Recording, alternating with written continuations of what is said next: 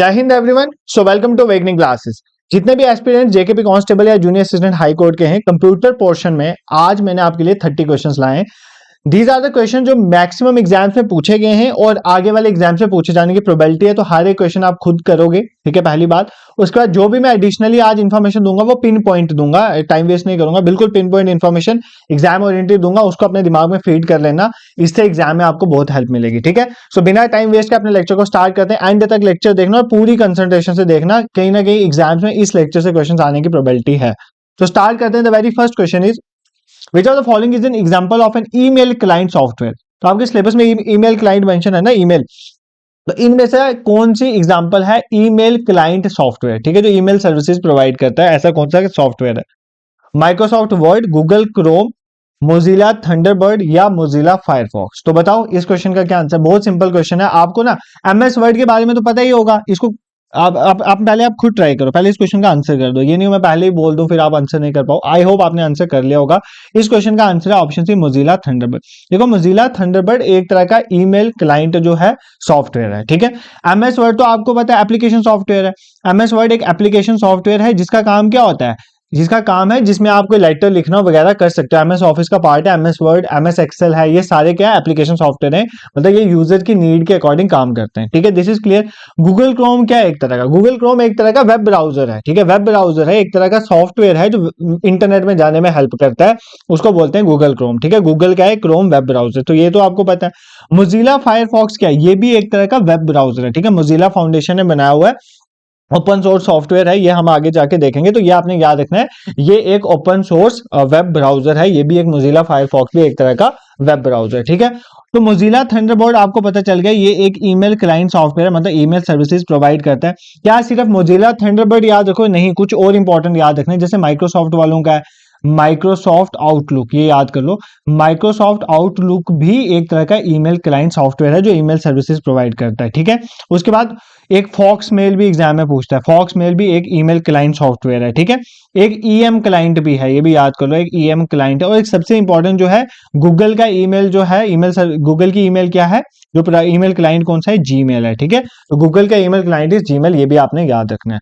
तो अभी हमने क्या देखा कि ईमेल क्लाइंट सॉफ्टवेयर कौन सा है? मोजिला थंडरबर्ड, माइक्रोसॉफ्ट का आउटलुक ईएम क्लाइंट हो गया, फॉक्स मेल हो गया, जीमेल हो गया जो गूगल का है, ठीक है। एमएस वर्ड हमने देख लिया एप्लीकेशन सॉफ्टवेयर, गूगल क्रोम एक तरह का वेब ब्राउजर है, और मोजिला फायरफॉक्स जो है वो भी क्या है?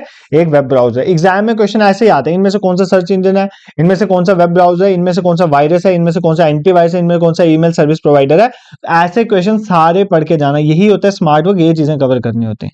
Moving to question number second, Rahul wants to convert the scanned image of handwritten text into digital text, which input device should he use.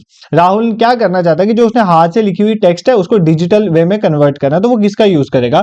Digital camera को, ऑप्टिकल कैरेक्टर रिकॉग्निशन को, magnetic ink character recognition को, या monitor को use करेगा, ठीक है।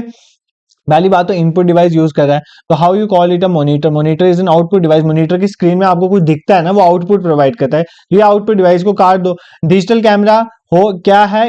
Optical character recognition, MIC. देखो MIC magnetic character recognition, ये भी इनपुट डिवाइस है, दिस इज करेक्ट। बट ये कहां पर यूज होता है? चेक वगैरह को पढ़ने के लिए ना, चेक्स में, जो बैंक के चेक वगैरह होते हैं उनमें मैग्नेटिक इंक से लिखा होता है, इसलिए एमआईसीआर का वहां पर यूज होता है। इस क्वेश्चन का जो आंसर है ऑप्शन बी है, ऑप्टिकल कैरेक्टर रिकॉग्निशन। ओसीआर का यूज किया जाता है बेसिकली, देखो ना, कैरेक्टर को रिकॉग्नाइज करा, मतलब जो आपने हैंड रिटन टेक्स्ट है उसको डिजिटल फॉर्म में कन्वर्ट करने के लिए ओसीआर, ऑप्टिकल कैरेक्टर रिकॉग्निशन का यूज किया। इसी तरह ओएमआर भी एक तरह का इनपुट डिवाइस है, ऑप्टिकल मार्क रीडर, जो आपकी जो ओएमआर शीट होती है उसको चेक करता है। तो ये सब बार कोड रीडर भी होता है। ऐसी चीजें एग्जाम्स में पूछी जाती है, इनमें से कौन सा इनपुट डिवाइस है। Moving towards question number third, which of the following is not related to a utility software. पूछ रहा है कि इनमें से कौन सा यूटिलिटी सॉफ्टवेयर नहीं है। नॉट पूछा है, ये देख लो, ठीक है। डिस्कम्प्रेशन, एंटीवायरस टेक्स्ट एडिटर, या रेलवे रिजर्वेशन सॉफ्टवेयर। बहुत सिंपल क्वेश्चन है, अभी तक आपने इसको मार्क कर लिया होगा, ठीक है। तो इस क्वेश्चन का आंसर है option D, railway reservation system. देखो, रेलवे रिजर्वेशन सिस्टम एक तरह का खास सिस्टम है जो रेलवे के लिए बनाया गया है, तो इसका मतलब ये किसका पार्ट होगा? ये तो एप्लीकेशन सॉफ्टवेयर का पार्ट होगा ना, ठीक है। देखो मैं अभी आपको बताता हूँ, ये आपको थोड़ी कंफ्यूजन होगी। देखो, सॉफ्टवेयर को ना हम दो पार्ट्स में डिवाइड कर देते हैं, ठीक है। एक होते हैं हमारे पास सिस्टम सॉफ्टवेयर, सिस्टम सॉफ्टवेयर मतलब जो सिस्टम को चलने में हेल्प करेंगे कंप्यूटर। एक होते हैं एप्लीकेशन सॉफ्टवेयर, एप्लीकेशन सॉफ्टवेयर हम लोगों के लिए होती है, एंड यूजर प्रोग्राम, मतलब हम जो भी चीज चलाना चाहे वो इन सॉफ्टवेयर के थ्रू चलाते हैं। फॉर एग्जांपल MS वर्ड हो गया, MS एक्सेल हो गया, MS एक्सेल के थ्रू हम क्या करते हैं, कैलकुलेशन करते हैं, MS पावर पॉइंट के थ्रू प्रेजेंटेशन बनाते हैं, ये सारे एप्लीकेशन सॉफ्टवेयर में आते हैं। जैसे कोई बैंक का डेटा रखना है उसके लिए भी है एप्लीकेशन सॉफ्टवेयर होगा। बट सिस्टम सॉफ्टवेयर वो होते हैं जो सिस्टम को चलने में हेल्प करते हैं। अब सिस्टम सॉफ्टवेयर में आगे फर्दर आ जाते हैं, एक आ जाते हैं सिस्टम मैनेजमेंट, जो सिस्टम को मैनेज करने में हेल्प करते हैं, जिसमें हमारे मेन आ जाते हैं ऑपरेटिंग सिस्टम, ठीक है। और दूसरी तरफ आ जाते हैं सिस्टम यूटिलिटीज। सिस्टम यूटिलिटीज वो सॉफ्टवेयर होते हैं जिनका मेनली काम होता है कंप्यूटर सिस्टम को मेंटेन करना, ताकि वो जो फंक्शन करें वो प्रॉपर्ली कर सके। इसके अंडर आ जाते हैं जैसे डिस्क को कंप्रेस करना, एंटीवायरस। देखो एंटीवायरस का काम क्या है, कंप्यूटर को मेंटेन करना कि कंप्यूटर काम करता रहे। टेक्स्ट एडिटर्स हो गए, ये कंप्यूटर के अंदर कंप्यूटर्स को सिस्टम को मेंटेन करने में हेल्प करते हैं, इसलिए ये सिस्टम सॉफ्टवेयर का पार्ट होते हैं, इनको बोलते हैं utility software. But railway reservation system is not a part of system software, is a part of application software. यही चीज आपको सीखनी थी, ये मैंने ऑलरेडी आपको सॉफ्टवेयर लेक्चर में पढ़ाया हुआ। अभी भी आपके पास टाइम है, अगर आपको कंप्यूटर में थोड़ी भी प्रॉब्लम आ रही है तो कंप्यूटर वाली प्लेलिस्ट में आके लेक्चर लगा लो, 3-4 घंटे में सारे लेक्चर कवर हो जाएंगे और एग्जाम में कोई दिक्कत नहीं आएगी। Moving towards question number 4, which of the following protocol you use to receive email. किसी ईमेल को रिसीव करने के लिए आप कौन से प्रोटोकॉल का यूज करते हो। Only simple mail transfer protocol, या ऐसे फुल फॉर्म भी पूछ सकता है यार, SMTP की फुल फॉर्म है सिंपल मेल ट्रांसफर प्रोटोकॉल, ठीक है। अगर आप बच्चे मेरे से ये एक्सपेक्ट करेंगे कि मैं क्वेश्चन पढ़ूंगा और आंसर टिक करके चल जाऊंगा तो वो मैं नहीं कर सकता, मेरा वे ऑफ टीचिंग ऐसा ही है, ठीक है। तो आपको इसके साथ जाना होगा। Post office protocol, post office protocol, ठीक है, ये सेकंड इसकी फुल फॉर्म है। IMAP की इंटरनेट मैसेज एक्सेस प्रोटोकॉल। जितनी बार मैं चीजें लिखता हूं ना, जिनको तो पहली बार आते हैं उनको तो पता चल जाता है, और जो पहले से सुन रहे हैं उनके दिमाग में फिक्स हो जाते हैं। फिर वो जो आप बोलते हो ना कि एग्जाम में वो क्वेश्चन याद आ रहा था बट भूल गया, वो चीजें नहीं होंगी अगर इतनी बार सुनी होंगी। तो बताओ कौन सा प्रोटोकॉल यूज किया जाता है ईमेल को रिसीव करने में। प्रोटोकॉल होता है कोई सेट ऑफ रूल्स फॉलो होते हैं। प्रोटोकॉल क्या होते हैं, जैसे वो है ना, जैसे कोई वहां पर VIP मूवमेंट है, कुछ प्रोटोकॉल्स फॉलो होंगे। प्रोटोकॉल होते हैं कुछ रूल्स जो फॉलो करने। तो ईमेल को रिसीव करने टाइम कौन से प्रोटोकॉल फॉलो होते हैं बताओ। आई hope you have tried it. इस क्वेश्चन का आंसर ऑप्शन डी, दोनों ऑप्शन, मतलब पोस्ट ऑफिस प्रोटोकॉल भी यूज होता है और इंटरनेट मैसेज एक्सेस प्रोटोकॉल भी यूज होता है। ये दोनों प्रोटोकॉल यूज होते हैं जब ईमेल को रिसीव करना हो, बट जब ईमेल को सेंड करना हो तो ये प्रोटोकॉल यूज होता है सिंपल मेल ट्रांसफर प्रोटोकॉल। ये याद कर लेना, ईमेल को सेंड करने में simple mail transfer protocol use होता है, उसको रिसीव करने में पोस्ट ऑफिस प्रोटोकॉल और internet message access protocol use होता है। Moving towards question number 5, PDA की फुल फॉर्म बताओ जी। PDA stands for personal digital application, private digital assistant, personal digital assistant या पर्सनल डेवलप्ड असिस्टेंट। बताओ क्या फुल फॉर्म है PDA की। I hope you have tried it. PDA की full form है पर्सनल डिजिटल असिस्टेंट, मतलब डिजिटल चीज जो आपके पर्सनल असिस्टेंट के लिए, जैसे लाइक फोन होता है, इसमें बहुत सारे फीचर्स होते हैं, तो इसको बोलते हैं पर्सनल डिजिटल असिस्टेंट। नेक्स्ट देखो, which among the following is not N example of web browser. इनमें से कौन सा वेब ब्राउजर नहीं है, नॉट बोल रहा है, वेब ब्राउजर नहीं है, हमें बताना है। सफारी, क्रोम, फायरफॉक्स, एवास्ट, ठीक है। बताओ यार, जिसने भी वायरसेस एंटीवायरस, देखो आप सिक्योरिटी वाला टॉपिक अगर आपने देखा हो, बहुत से बच्चों, मुझे लगता है 6000 बच्चों ने देख लिया। अगर वो वाला टॉपिक देखा हो तो वेल एंड गुड, नहीं देखा तो उसको देख लेना, वहां से क्लियर हो जाएगा आपको वायरस से एंटीवायरस। देखो अवास्ट जो है ना, एक तरह का एंटीवायरस है, अवास्ट एक एंटीवायरस है, ठीक है। तो ये तो एक वेब ब्राउजर नहीं है, ये तीनों वेब ब्राउजर है। सफारी जो है एप्पल का वेब ब्राउजर है, ठीक है, एप्पल वालों का वेब ब्राउजर। क्रोम जो है वो गूगल का है, ठीक है, गूगल का वेब ब्राउजर। फायरफॉक्स तो मैं अभी आपको बता चुका हूं, फायरफॉक्स किसका है, मोजिला फाउंडेशन का, ठीक है, मोजिला फाउंडेशन का। एग्जाम में पूछता है यार ये किसका है। जैसे और कौन से वेब ब्राउजर, जैसे मैं यहाँ पे लिख लेता हूँ इंटरनेट एक्सप्लोरर, ये भी एक तरह का, लिख लोगे इन पर, इंटरनेट एक्सप्लोरर ये भी एक तरह का वेब ब्राउजर है, ठीक है।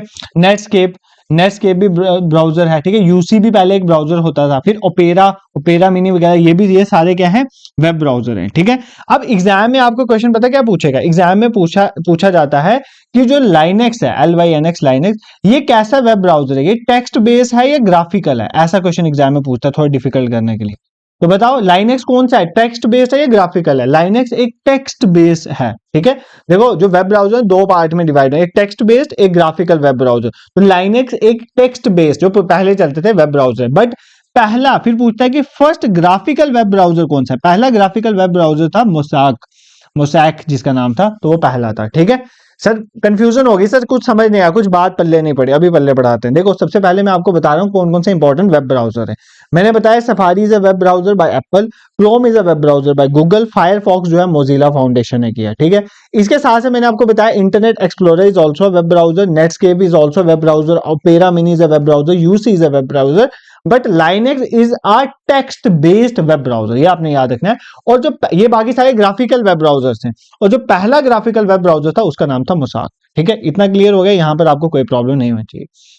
सर आपने आवाज बताया एक एंटीवायरस है, तो कुछ और इंपॉर्टेंट एंटीवायरसेस भी बता जाओ, तो इंपॉर्टेंट है सुन लो, जैसे K7, ठीक है, मैकअफी, मैकअफी भी क्या है, एंटीवायरस है, ठीक है। पहला वायरस था क्रीपर, उसका जो एंटीवायरस बना था रीपर, क्रीपर का एंटीवायरस कौन सा था, रीपर, तो वो भी याद करना है, ठीक है। उसके बाद सिमेंटेक, सिमेंटेक भी एक तरह का एंटीवायरस है। उसके बाद Quick Heal, Quick Heal, Quick Heal भी एक तरह का एंटीवायरस है, ठीक है। नॉर्टन भी एक तरह का एंटीवायरस है। कैस्पेरस्की इंपॉर्टेंट है यार, ये पूछता है मैं कौन सा छोड़ दूं, ये सारे इंपॉर्टेंट है। कैस्पेरस्की भी एक तरह का एंटीवायरस है, ठीक है। ये कुछ इंपॉर्टेंट एंटीवायरस हैं, जैसे एक तो वास्ता देख लिया, McAfee, Symantec, K7, Quick Heal, Norton हो गया, कैस्पेरस्की हो गया, ये सारे क्या है, ये सारे एंटीवायरसेस के एग्जांपल।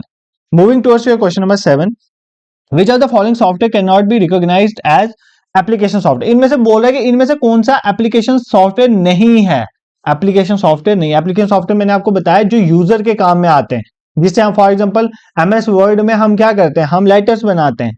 MS एक्सेल में हम क्या करते हैं, MS एक्सेल में कैलकुलेशन करते हैं। MS पावर पॉइंट में हम प्रेजेंटेशन बनाते हैं। MS एक्सेल में हम डेटा बेस मैनेज करते हैं। ये सारे एक तरह के क्या है, एप्लीकेशन सॉफ्टवेयर। तो इनमें से कौन सा एप्लीकेशन सॉफ्टवेयर नहीं है, Microsoft disk operating system. MS DOS is not an application software. Microsoft disk operating system क्या है, माइक्रोसॉफ्ट डिस्क ऑपरेटिंग सिस्टम एक ऑपरेटिंग सिस्टम ही तो है।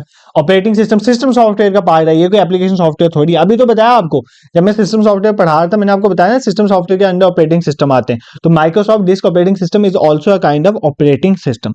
तो एग्जाम में आता है कौन कौन सा ऑपरेटिंग सिस्टम है, यूनिक्स पूछ ले तो ये ऑपरेटिंग सिस्टम है, लाइनेक्स पूछ ले, ठीक है, ये भी एक तरह का ऑपरेटिंग सिस्टम है, विंडोज ये भी ऑपरेटिंग सिस्टम है, ठीक है। और अगर पूछ ले जैसे वो है ना एंड्रॉइड, एंड्रॉइड जो है ये ऑपरेटिंग सिस्टम है, ये किसका है, गूगल का एंड्रॉइड ऑपरेटिंग सिस्टम, ठीक है। तो ये कुछ इंपॉर्टेंट जो है ऑपरेटिंग सिस्टम अपने याद रखना है।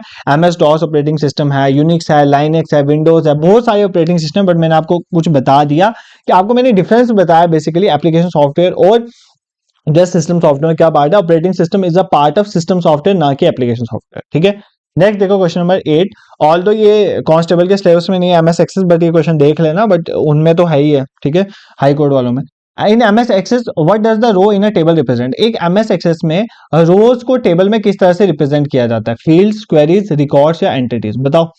देखो MS एक्सेल में जो टेबल होता है ना, टेबल को बेसिकली यूज किया जाता है डेटा को मेंटेन करने के लिए, टेबल की फॉर्म में डेटा मेंटेन होता है, ठीक है। अब पूछा उसमें जो रोज होती हैं टेबल में वो क्या रिप्रेजेंट करती हैं और कॉलम्स क्या रिप्रेजेंट करते हैं, ठीक है। तो देखो जो रोज रिप्रेजेंट करती है ना, रोज रिप्रेजेंट करती हैं रिकॉर्ड्स को, R से रोज, R से रिकॉर्ड, ठीक है। रोज को रिकॉर्ड बोलते हैं और कॉलम्स को बोलते हैं फील्ड, ये याद कर लें, कॉलम्स को क्या बोलते हैं, फील्ड, बस इतना याद कर लो। MS एक्सेस में, MS एक्सेस क्या है, MS एक्सेस एक तरह का एप्लीकेशन सॉफ्टवेयर है। एक तरह का एप्लीकेशन मतलब हम यूजर्स के काम आता है, हमारे क्या काम आता है, हमारे डेटाबेस को मैनेज करने के लिए काम आता है। It is a kind of database management से। फॉर एग्जांपल मान लेते हैं जैसे आप लोग मॉक टेस्ट में इनरोल करते हो, ठीक है, मॉक टेस्ट में इनरोल करते हो, भाई आप सबका नाम, आप सबका फोन नंबर, ये मेरे पास रिकॉर्ड रहता है ना। कभी कभी मैं आपसे कांटेक्ट करता हूँ कुछ बच्चों से और पूछता हूँ कि कितने मार्क्स आए हैं रैंडमली, तो मतलब आपको मैं जो कांटेक्ट कर रहा हूँ, मैं आपको फोन कर रहा हूँ, मेरे पास कोई रिकॉर्ड कहीं ना कहीं सेव है ना मेरे डेटाबेस में, तो मतलब वो काइंड ऑफ MS एक्सेस है, उसका ये काम होता है, ठीक है। This is clear. Moving towards question number 9, which of the following is considered as non volatile memory. बताओ इनमें से कौन सी नॉन वोलेटाइल मेमोरी है। देखो वोलेटाइल मेमोरी वो होती है जो जैसे ही सिस्टम ऑफ हुआ तो वो इरेज हो जाएगी।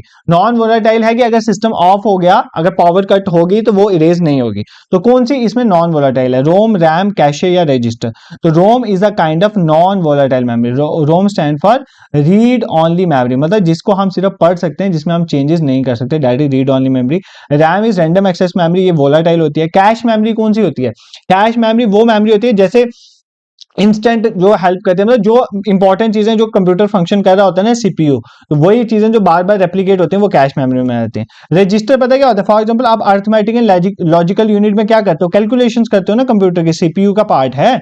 तो आपके सेंट्रल प्रोसेसिंग यूनिट का पार्ट होता है, जैसे कंट्रोल यूनिट है वैसे एएलयू है, मतलब जो भी आप कैलकुलेशन करते हो कंप्यूटर में वो एएलयू में होती है। अब एएलयू जो कैलकुलेशन करते वक्त थोड़ी देर के लिए डेटा जहां पर स्टोर करता है उसको बोलते हैं रजिस्टर, ये भी फास्ट मेमोरी में आते हैं, तो ये भी एक तरह की मतलब नॉन वोलेटाइल में नहीं आती है, वोलेटाइल में आती है, ठीक है। This is clear.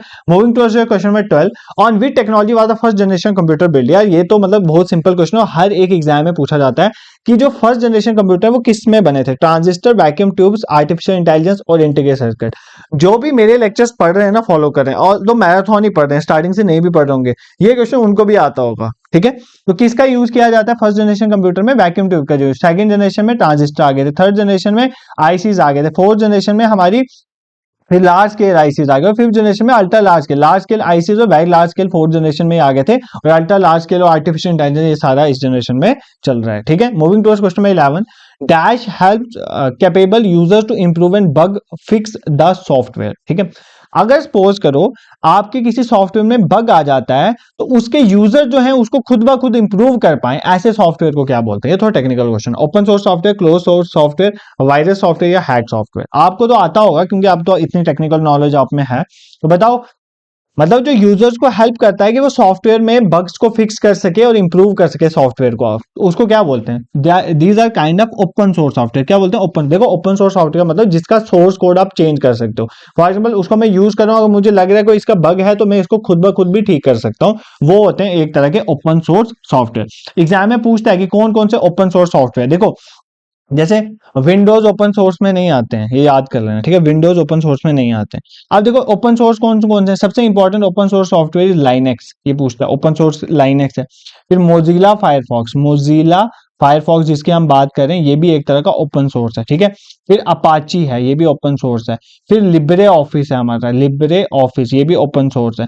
फिर ब्लेंडर है, ये भी ओपन सोर्स है। फिर एक जीएनयू करके आता है, वो भी ओपन सोर्स है। फिर पाइथन जो है ये भी ओपन सोर्स है, ठीक है। एक पीएचपी है, ये भी ओपन सोर्स। ये कुछ इंपॉर्टेंट बता दिए, but Apache, blender, Libre office, Linux, Mozilla Firefox ये तो आपने रट लेना, ये इंपॉर्टेंट है, ठीक है।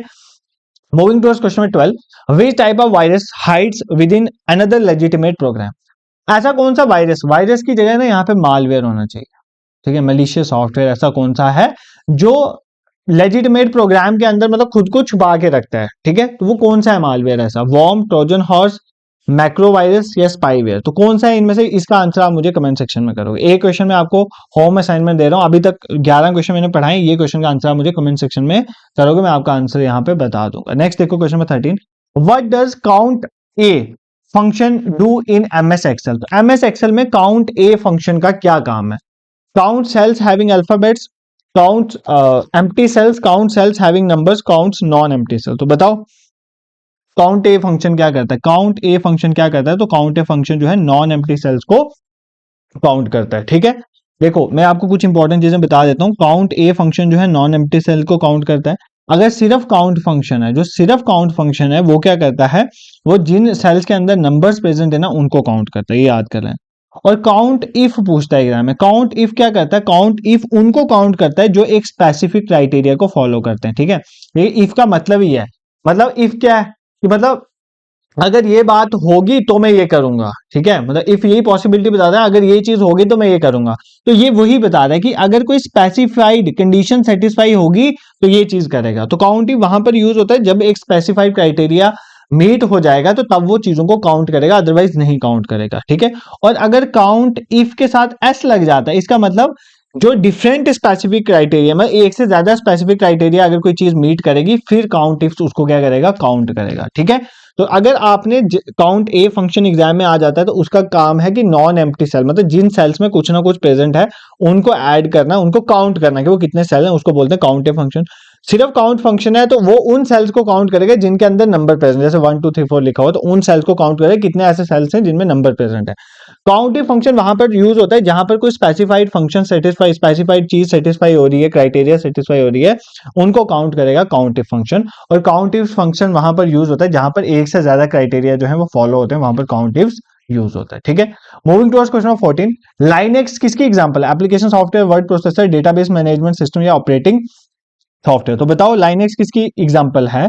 लाइनेक्स अभी तो बताया यार आपको, ये ऊपर ही बताया ऑपरेटिंग सिस्टम की सॉफ्टवेयर है, देखो ना यहाँ पर ही बताया ना यार आपको, ये देखो बता रहा था ना ओपन सोर्स कौन कौन से ऑपरेटिंग सिस्टम, तो लाइनक्स की एग्जांपल मैंने आपको दी थी। ठीक है, ये क्वेश्चन तो आपको समझ आ गया। एप्लीकेशन सॉफ्टवेयर ये नहीं है, वर्ड प्रोसेसर भी नहीं है, ना ही डेटाबेस मैनेजमेंट सॉफ्टवेयर है। डेटाबेस मैनेजमेंट एमएस एक्सेस जैसे बताया था, वर्ड प्रोसेसर में जैसे मैंने आपको एमएस वर्ड वगैरह बताया। ठीक है, 15th क्वेश्चन है, what is the function of BIOS? Basic input output system का क्या फंक्शन है? ये कंप्यूटर को बूस्ट करता है, हार्डवेयर को मैनेज करता है, एक यूजर इंटरफेस की तरह काम करता है, या सभी फंक्शंस हैं। ठीक है, क्या फंक्शन है बायोस के हमने बताना है। बेसिक इनपुट आउटपुट सिस्टम, देखो बेसिक इनपुट आउटपुट सिस्टम के सारे ही फंक्शन है। एक तो सबसे पहले बायोस का फंक्शन है कंप्यूटर को बूटिंग करना। ठीक है, मतलब सारे चेक करना कि सारी चीजें ठीक चल रही हैं कि नहीं चल रही हैं, वो जो बूटिंग होती है वो बायोस करता है। और सारे हार्डवेयर को मैनेज करता है, ये कि सारे हार्डवेयर ठीक कनेक्टेड हैं कि नहीं, ये देखता है। और एक यूजर को इंटरफेस भी प्रोवाइड करता है। Option D is the correct answer, यही इस क्वेश्चन का आंसर था। ठीक है, तो अभी तक हमने हाफ कवर कर लिए, 15 क्वेश्चन हमने कवर कर लिया। अब 15 क्वेश्चन हमने और कवर करने, आने वाले क्वेश्चन को टाइम नहीं लगेगा क्योंकि एक्सप्लेनेशन मैक्सिमम हमने ऑलरेडी कवर कर लिए। अब एक थोड़ी ब्रेक हो जाएगी, तो जो भी जेकेपी कांस्टेबल के बच्चे हैं उनका ओएमआर बेस्ड टेस्ट जो है वो कंडक्ट हो रहे हैं। देखो मेरे को अच्छा नहीं लगता ऐसे मैं रोज रोज आपको एक्सप्लेन करता हूँ लेक्चर के बीच में, मेरे को ये चीजें एडवर्टीजमेंट करनी नहीं आती। But the thing is that ये चीज आपके लिए भी इंपॉर्टेंट है, और प्लस मेरी भी कुछ मेहनत लगी है आपके लिए मॉक बनाने में, तो मैं चाहता हूँ कि मॉक टेस्ट आप लोग दें, ये हेल्प करेंगे आपको एग्जाम में। कई बच्चों तक वो इन्फॉर्मेशन नहीं पहुंच पाती। जैसे फॉर एग्जांपल मैं पढ़ाता हूँ ना, तो मेरे मतलब उन बच्चों तक नहीं पहुंच पाती चीजें जो पहले पेड कोर्सेज ले लेते हैं, और बाद में उनको जब यूट्यूब में वीडियो देखते हैं तो वो देखते हैं कि क्वालिटी कंटेंट फ्री में मिल रहा, तो हमने कोर्सेज क्यों लिए। तो ऐसे बच्चों तक मुझे पहुंचना होता है, बट मैं अनलकीली मैं पहुंच नहीं पाता। तो बट इसीलिए मैं आपको ये बता देता हूँ कि जो बच्चे नए हैं, अगर उन्होंने अभी मॉक टेस्ट वगैरह में प्रैक्टिस नहीं करा है इनका, तो अभी भी आपके पास 4-5 दिन का टाइम है, तो आप ओएमआर बेस्ड टेस्ट दे सकते हैं। 13 नवंबर को मैंने पहले टेस्ट कंडक्ट कराया था, ये सारे अभी वेबसाइट में अवेलेबल। अब 28 को आपका लास्ट टेस्ट होना है, बट आप जब इनरोल करोगे तो पीछे वाले टेस्ट भी आपको मिलेंगे ओएमआर शीट में, उन टेस्ट को देना, that will help you out. मतलब आपको एक क्राइटेरिया ओएमआर शीट भरना आएगा, बट जब भी टेस्ट दोगे एक फिक्स टाइम है, जैसे 11 से 1 बजे के टाइम में आप इनको दिन के टाइम टेस्ट दो, वैसे ही एग्जाम वाला माहौल बना के टेस्ट देना, तभी आपको इस टेस्ट का बेनिफिट है, अदरवाइज कोई बेनिफिट नहीं है। ठीक है, तो किस तरह से इनरोल करना है, गूगल में अवेकनिंग क्लासेस सर्च करना, हमारी वेबसाइट आएगी और वहां पे सामने ही आ जाएगा जेकेपी कांस्टेबल। तो ये चारों टेस्ट में आप इनरोल कर सकते हैं, एक सिंगल वन टाइम 49 रुपीज की पेमेंट में सारे टेस्ट आपको मिल जाएंगे। ठीक है, तो इतनी इंपॉर्टेंट अनाउंसमेंट थी। बाकी कुछ बच्चे जो हैं वो कमेंट कर रहे हैं कि सर इंग्लिश में थोड़ी दिक्कत आ रही है। ठीक है, तो आई ट्राई में लेवल बेस्ट में आने वाले सेशंस जो हैं वो इंग्लिश के ही मैराथन लूंगा। बट अगर आप मुझे चाहते हो कि इस तरह के, देखो ध्यान से सुनो, अगर आप चाहते हो कि इस तरह के 30 क्वेश्चन 30 40 50 क्वेश्चन में जम्मू कश्मीर वाला जो पोर्शन है ना उसके लाऊं, तो आप बता सकते हो। फिर मैं इंग्लिश के लाऊंगा एक लेक्चर में करंट अफेयर्स और इंडिया वाले पोर्शन में लाऊंगा। बाकी मैथ्स रीजनिंग का भी बोलोगे तो मैं टाइमली एक लेक्चर लाऊंगा, बट उसका कोई अब ऐसा इतना बेनिफिट नहीं कि एक लेक्चर में सारा मैथ रीजनिंग पढ़ाया नहीं जा सकता। मैथ्स तो बिल्कुल नहीं पढ़ाया जा सकता, बट आप बोलोगे तो मैं रीजनिंग के लिए ले आऊंगा। ठीक है, आपके कमेंट्स पे डिपेंड करता है, आप कमेंट सेक्शन में मुझे बता देना। ठीक है, स्टार्ट करते हैं। Question number 16, verification of a login and password is known है। देखो लॉगिन, आपका लॉगिन आईडी और आपके पासवर्ड को वेरीफाई करना, इस प्रोसेस को क्या बोलते हैं? Configuration, authentication, logging in, accessibility, ये सारी सिक्योरिटी में आता है। इस प्रोसेस को बोलते हैं, आपने कर लिया होगा ऑथेंटिकेशन। यार ये ऑथेंटिकेट कर रहा हूं ना कि लॉगिन और पासवर्ड से कि आप वही पर्सन हो ना जिसकी ये आईडी है, तो इसको क्या बोलते हैं? Basically authentication. इस प्रोसेस को क्या बोलते हैं? ऑथेंटिकेशन। ये चीज आपको पता है। Moving towards question number 17, the unauthorised मतलब ना, वो ऑथराइज वे में नहीं, ऑथराइज वे में, ऑथराइज वे होता है कि अगर आपको अथॉरिटी दी गई है उसको छोड़ के कॉपी करना और डिस्ट्रीब्यूट करना सॉफ्टवेयर को, उसको क्या बोलते हैं? मतलब आपको अथोराइजेशन नहीं दी हुई है सॉफ्टवेयर को कॉपी करने, बट आप सॉफ्टवेयर को कॉपी कर रहे हो, उसको डिस्ट्रीब्यूट कर रहे हो, इस प्रोसेस को क्या बोलते हैं? क्रैकिंग होता है किसी कंप्यूटर में जबरदस्ती घुस जाना। सॉफ्टवेयर की पायरेसी, सॉफ्टवेयर लिटरेसी, ये तो अच्छी चीज है क्रैकिंग। तो बेसिकली इसका आंसर ऑप्शन भी है सॉफ्टवेयर पायरेसी, सॉफ्टवेयर की चोरी करना। क्यों अनऑथराइज्ड वे में आप इसको कॉपी कर रहे हो? ये तो सिंपल क्वेश्चन था यार। What is the full form of PDF in the context of document format? PDF की फुल फॉर्म क्या है? Very simple question. Portable document format, petty document format, public data format, printable document format. ठीक है, तो confusion थोड़ी हो सकती है। पोर्टेबल डॉक्यूमेंट फॉर्मेट, जिसको मतलब एक ऐसा डॉक्यूमेंट फॉर्मेट जो पोर्टेबल है, कैरी किया जा सकता है, बट अब पीडीएफ नॉन एडिटेबल होती है, ये चीज भी याद कर लें।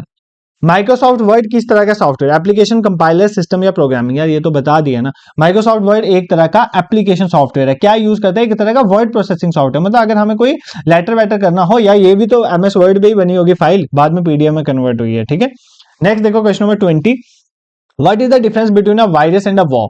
देखो वायरस एंड अ वॉर्म पूछे, वायरस एंड अ ट्रोजन पूछे, तो सेम ही क्वेश्चन है। तो वायरस और वॉर्म में क्या डिफरेंस है? A virus need a host program to run while a worm can run independently। बोला वायरस को एक होस्ट की जरूरत होती है, बट worm खुद इंडिपेंडेंटली कर लेता है।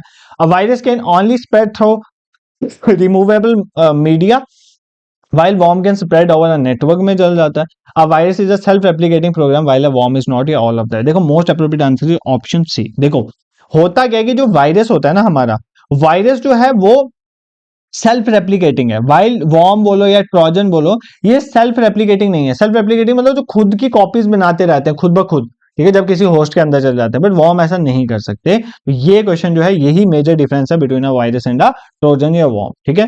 फुल फॉर्म पूछ रहा है HTTPS की. HTTP भी आ सकता है और HTTPS भी आ सकता है. तो इसकी फुल फॉर्म क्या होता है? Hypertext transfer protocol secure, hypertext transfer procedure secure, procedure आ गया यहाँ पे, हाइपरटेक्स्ट ट्रांसफर प्रोसेस आ गया, पॉलिसी आ गया. बस आपने यही देखना था. Option A is the correct answer, hypertext transfer protocol secure. HTTPS मतलब देखो बेसिकली इसको अगर एग्जाम में आएगी, फाउंडेशन क्या है वर्ल्ड वाइड वेब की, तो हाइपरटेक्स्ट ट्रांसफर प्रोटोकॉल. ठीक है. इसकी वजह से ही आपके जो वेब पेज लोड होते हैं ना, जो लोडिंग वाला काम होता है ना, वो इसी की वजह से होता है. ठीक है.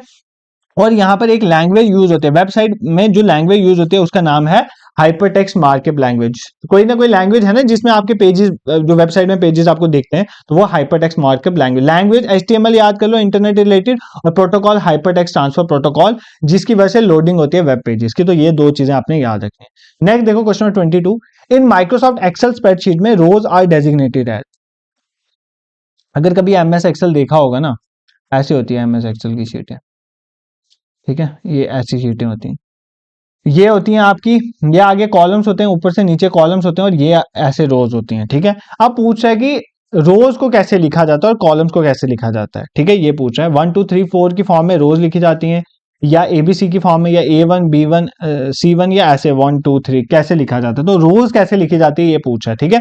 तो रोज बेसिकली लिखी जाती है 1 2 में, तो यहाँ पर 1 होगा, 2 होगा, 3 ऐसे चलता रहता है, 5. और ये जो कॉलम्स होते हैं ना, कॉलम्स पता है कैसे लिखे जाते हैं? ये कॉलम्स ऐसे लिखे जाते हैं, जैसे A हो गया, B हो गया, C हो गया, D हो गया, E. तो अगर कॉलम्स पूछ लेगा तो ये करोगे, रोज पूछा है तो ये करोगे. अगर पूछा है कोई सेल कैसे होता है, तो सेल ऐसे होगा, मतलब इसका A1 का मतलब है कॉलम A है और रो 1 है.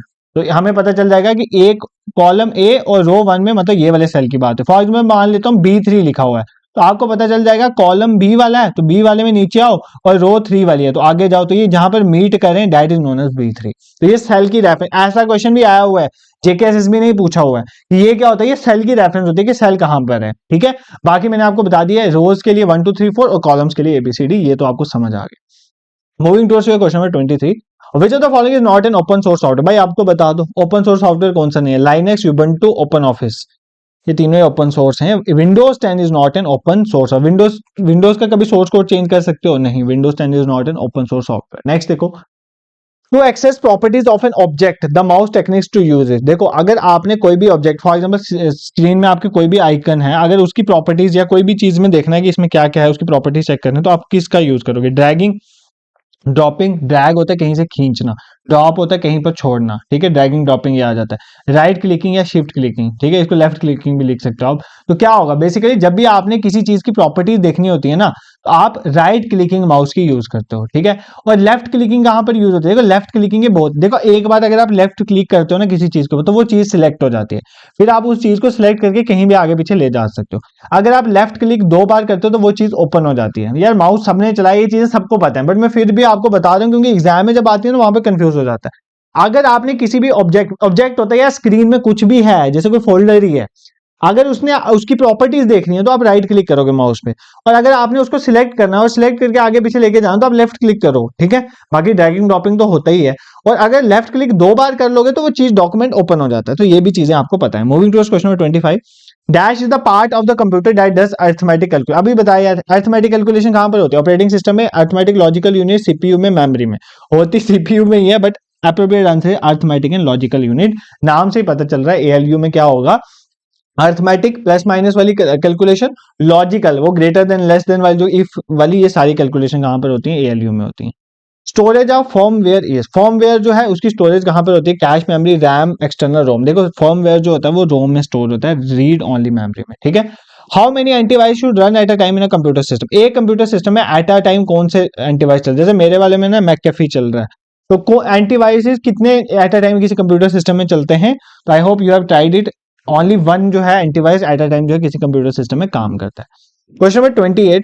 What is the smallest unit of the information. भाई ये भी 15 बार बता चुका हूं, बट मेमोरी आपकी सिलेबस में क्वेश्चन आता है कि सबसे स्मॉलेस्ट कौन सा है, बिट, बाइट, निबल या किलो बाइट। तो सबसे छोटा है बिट। ध्यान से सुनो, ये सबसे छोटा है बिट। बिट से बनता है हमारा बाइट। अब कैसे बनता है देखो, बिट का मतलब है 0 या 1, या तो 0 या 1, इसको बोलेंगे बिट। ठीक है, बिट का मतलब होता है 0 या 1। 0 का मतलब होता है ऑफ। देखो कंप्यूटर यही लैंग्वेज समझता है। कंप्यूटर में दो ही चीजें, ऑफ या ऑन, उसी के चेंज करके हम सारा सिस्टम बनाते हैं। तो ये होता है बिट।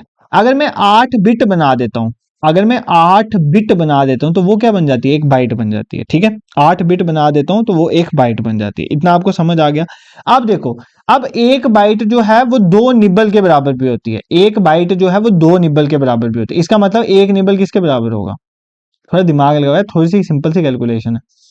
देखो एक बाइट में, एक एक तरफ मैं बोल रहा हूं कि एक बाइट में 8 बिट्स होती हैं, दूसरी तरफ मैं ही बोल रहा हूं कि एक बाइट में 2 निबल्स होती हैं।